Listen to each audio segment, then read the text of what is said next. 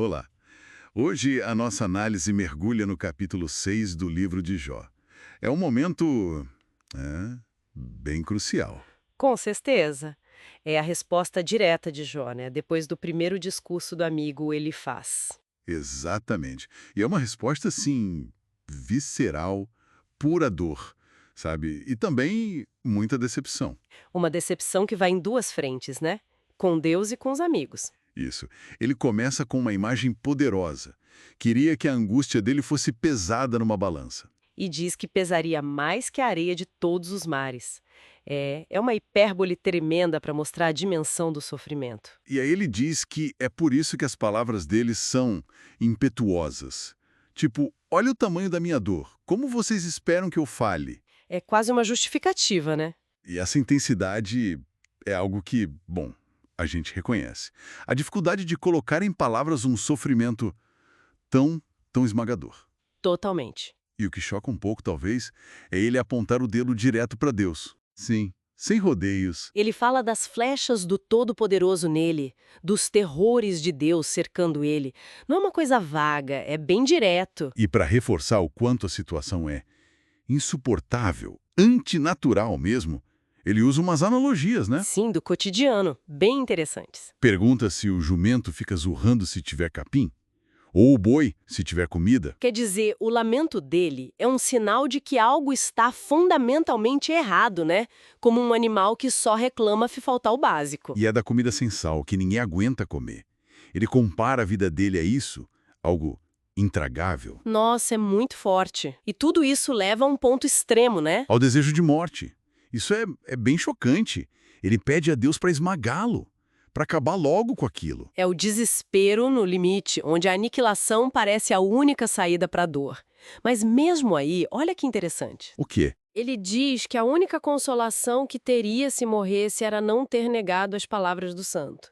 Mesmo no fundo do poço, ele se apega a essa integridade. Verdade. Uma afirmação de retidão, mesmo no caos. Mas logo depois vem a realidade de novo, né? Vem. Ele olha para si mesmo e questiona a própria força.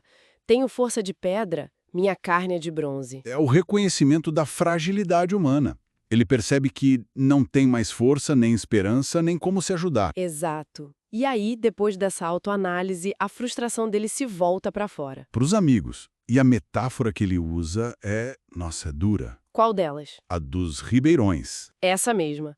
Os ribeirões intermitentes, que parecem cheios de água, promissores, Mas que na hora do calor, da seca, quando você mais precisa, secam completamente, deixam na mão. É uma imagem de traição, né? De falha no suporte essencial. Total, falhar como fonte de água no deserto é crítico e ele sente que os amigos fizeram exatamente isso. Evaporaram. e ele diz o porquê na visão dele. Diz: vocês veem algo terrível em mim e ficam com medo. É uma acusação direta. Que a reação deles não é compaixão, é medo. Medo de que aquilo aconteça com eles, talvez, o medo de encarar o sofrimento de frente. Pode ser. Toca num ponto sensível, né? A dificuldade de estar ao lado de quem sofre sem julgar, sem dar respostas fáceis. Só estando lá. Coisa que Jó esperava. A tal da lealdade, da compaixão que ele menciona antes. E ele não para por aí. Ele desafia os amigos. Sim, é quase um confronto. Me ensinem e eu me calo. Mostrem onde eu errei. Parece um pedido sincero, né? Por correção. Parece, mas logo em seguida ele meio que desqualifica tudo. Pois é. Diz que os argumentos dele são vento. Palavras jogadas contra um homem desesperado. E as acusações ficam ainda mais pesadas, né? Sugerindo que eles seriam capazes de tirar vantagem de um órfão ou até negociar um amigo. É muito grave. É muito grave. Mostra o nível da mágoa e da desconfiança dele naquele momento. E esse desafio todo pode ser lido assim, como um grito por autenticidade. Se vão me julgar, façam com honestidade, não com medo ou frases feitas. Faz sentido.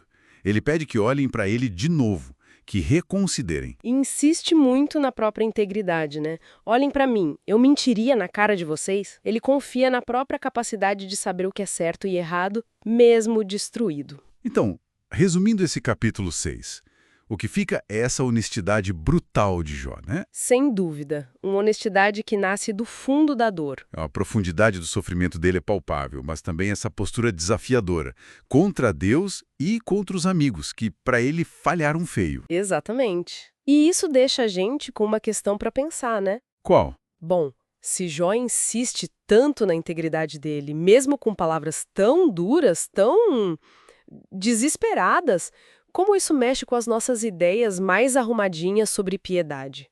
Sobre o que é aceitável dizer ou sentir quando a gente está sofrendo muito?